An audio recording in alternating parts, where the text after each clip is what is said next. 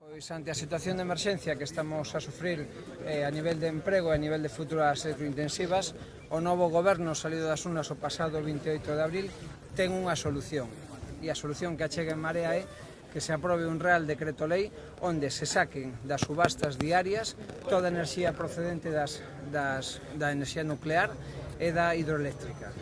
Isto xa está pasando en Francia neste momento e foi aprobado e autorizado pola Unión Europea e permitiría baixar o megavatio hora prácticamente a mitade. Isto nos permitiría facer viable a industria electrointensiva e, ademais, baixar o recibo da luz en todas as casas a final de mes.